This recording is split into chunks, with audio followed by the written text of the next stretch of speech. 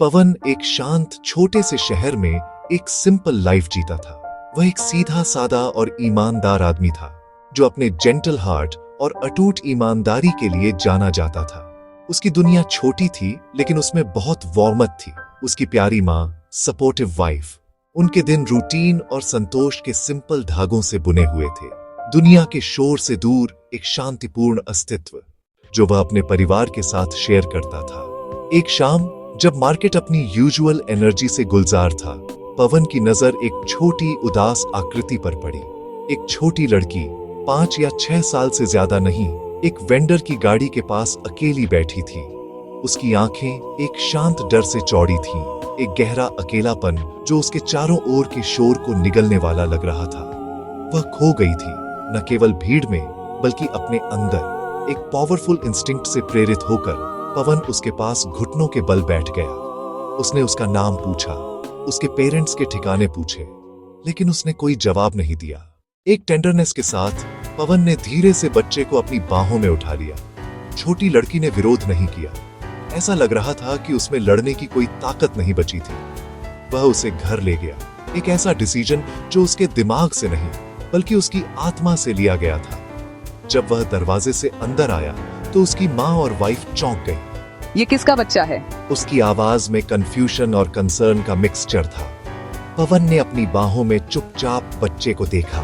उसका सिर अब उसके कंधे पर टिका हुआ था और एक सॉफ्ट निश्चितता के साथ जवाब दिया, आज से यह हमारी गुड़िया है। उनके छोटे से घर में हवा अनकहे सवालों से भरी हुई थी। बच्चे की प्रेजेंस उनकी शांत लाइफ में एक अचानक अनएक्सपेक्टेड डिसरप्शन थी। फिर भी जैसे ही उन्होंने उसके मासूम चेहरे को देखा, उनके दिल पिघलने लगे। पवन जानता था कि यह कोई सिंपल एक्ट नहीं था, यह कोई चॉइस नहीं थी, यह उसकी अपनी इंसानियत से एक बुलावा था। गुड़िया चुप रही, उनके घर में एक छोटी सी परछाई की तरह, लेकिन उसकी प्रेजेंस हर कोने को एक नई तरह की रोशनी से भरने लगी। हालांकि वह बोल नहीं सकती थी, उसने हंसना सीख लिया। यह एक छोटी झिझकती आवाज के रूप में शुरू हुआ। जल्द ही यह एक शुद्ध घंटी जैसी हंसी में बदल गई जिसने सभी को मोहित कर लिया। उसने खेलना सीख लिया। उसने अपने आंगन में तितलियों का पीछा किया। वह अपनी नई माँ की साड़ी के पीछे छिपती परिवार ने उसे स्नेह से नहलाया, जिसकी उसे स्पष्ट रूप से कमी थी। वह अब अजनबी नहीं थी, वह उनके घर का दिल बन रही थी। वह उनकी बेटी बन गई। उसकी मासूम हरकतों ने उनके जीवन में अप्रत्याशित खुशी ला दी।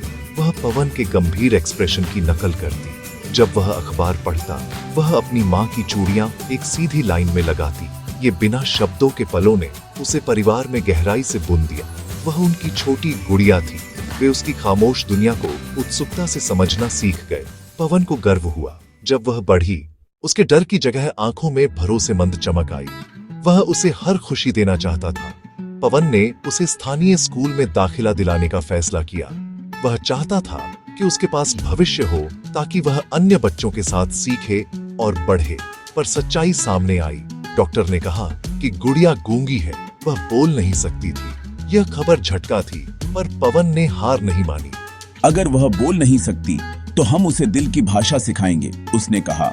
हर शाम वह उसके साथ बैठता, धैर्य से वह उसे वर्णमाला सिखाता और किताबों में उसे तस्वीरें दिखाता, यह उम्मीद करते हुए कि उसके अंदर कुछ खुल जाए।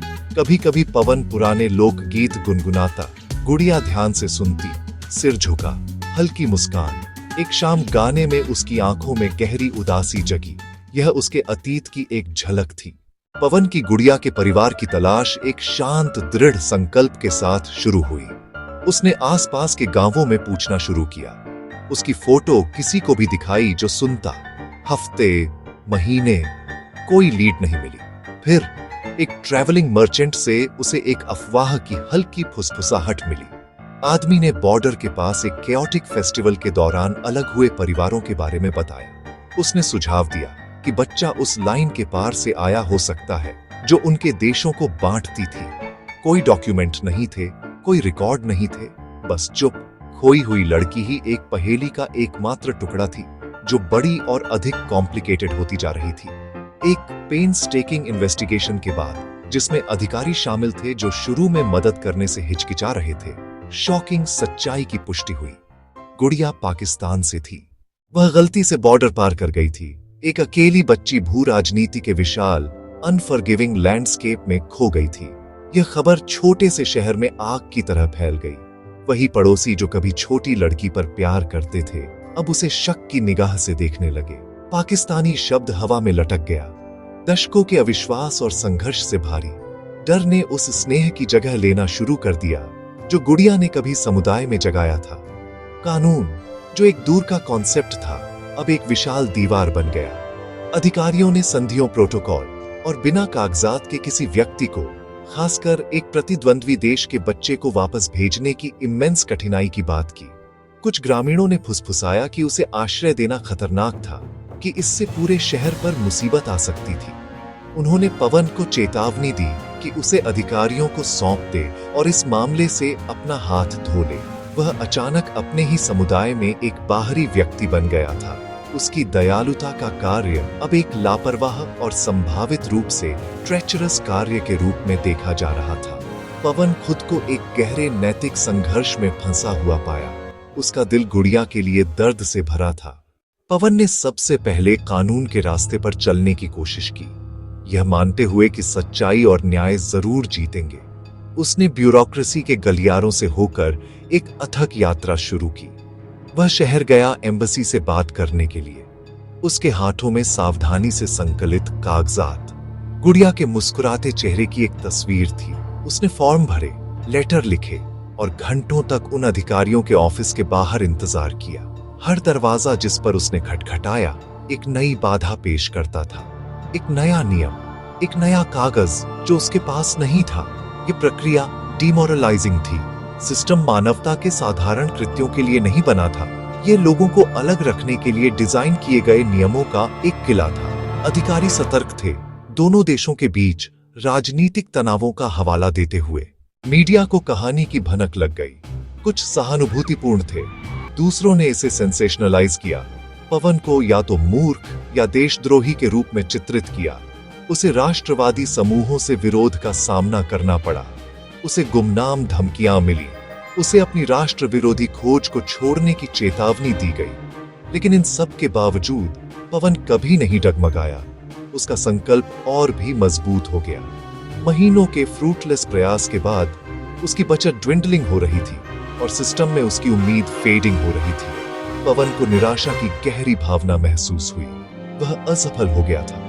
कानूनी रास्ता एक डेड एंड था, एक लैबिरिंथ जिससे कोई एस्केप नहीं था। वह एक रात घर लौटा, हारा हुआ, और गुड़िया को शांति से सोते हुए देखा। उनके जाने की रात अनकहे डरों से भारी थी। पवन और उसकी पत्नी ने गुड़िया को कसकर गले लगाया। उनकी आंखें आंसुओं से चमक रही थीं। आगे की यात्रा खतरे का एक अज्ञात विस्तार थी। पवन ने तस्करों के खतरनाक रास्तों की कहानियां सुनी थीं। ऐसे रास्ते डेसोलेट लैंडस्केप्स से होकर गुजरते थे। वे रास्ते अपराधियों और सीमा बलों दोनों द्वारा गश्त किए जाते थे। उसने तय किया कि वह कोई अपराध नहीं करेगा, परछाइयों में चलना होगा। उसका एकमात्र सामान भोजन, पानी, एक छोटा बैग, अटूट विश्वास। रास्ता उसकी कल्पना से ज्यादा कठिन निकला। इलाका कठोर था। वे ज्यादातर रात में यात्रा करते थे। कुछ लोगों ने पैसे के बदले मदद की पेशकश की। उनकी आंखें धोखेबाज थीं। एक बार उसे लूटा गया। एक पुलिस गश्ती दल ने उसे रोका। पवन ने गुड़िया की तस्वीर दिखाकर सच्चाई बताई, पर उन्हें अविश्वास और सख्ती मिली। उन्होंने उसे अपराधी समझा। उसने बार बार रास्ता बदला। दुर्लभ अजनबियों की दया मिली जिन्होंने सच्चाई देखी। भूख, थकावट, पकड़े जाने का भय, उसे चोटें और पैरों में छाले लगे। फिर भी वह चलता रहा।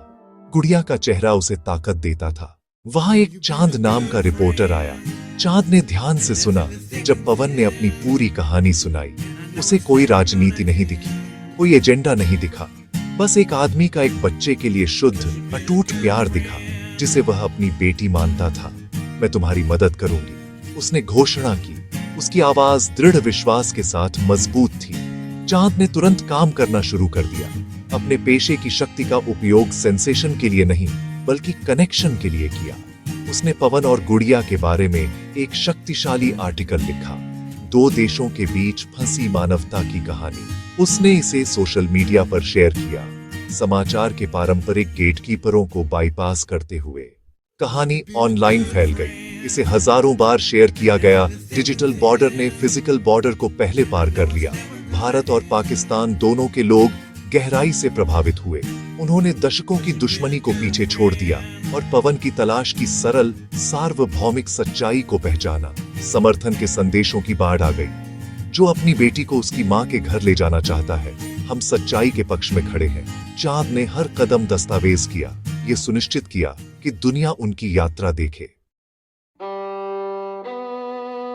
डिवाइड को पार करना, एक मां का आलिंगन। आखिरकार एक धुंधली सुबह वे आधिकारिक सीमा चौकी पर पहुंचे। हवा तनावपूर्ण थी, सख्त वर्दी में गार्डों की उपस्थिति और दो दुनियाओं को अलग करने वाले गेट की कठोर वास्तविकता। पवन का दिल उसके सीने में धड़क रहा था, चिंता और उम्मीद की धड़कन। उसने गुड़िया का हाथ कसकर पकड़ा हुआ था। अगले दिनों में पवन का नाम सबकी जबान पर था। उसे दोनों देशों के न्यूज चैनलों और अखबारों में हीरो के रूप में सराहा गया। लोगों ने उसके साहस, उसकी ईमानदारी और उसके अविश्वसनीय प्यार का जश्न मनाया। लेकिन जब रिपोर्टरों ने उसे घेर लिया, ये पूछने के लिए कि हीरो बनकर कैसा लग रहा है, तो पवन ने विनम्रता पूर्वक अपना सिर हिलाया। मैं हीरो नहीं हूं, उसने कहा। उसकी आवाज नरम लेकिन साफ थी। कहानी का मैसेज सिंपल था, फिर भी गहरा था। प्यार, सच्चाई, पवन की शांत ताकत, अटूट ईमानदारी। उसने साबित किया कि सबसे बड़ी बाधाओं को साहस और ईमानदारी से पार किया जा सकता है। अगर आपको ये कहानी पसंद आई हो तो हमारे चैनल को जरूर सब्सक्राइब करें, ताकि ऐसी और दिल छू लेने वाली कहानियां आप तक लगातार पहुंचती रहें। वीडियो को लाइक और शेयर करना मत भूलिए। मिलते हैं अगले वीडियो में। Take care.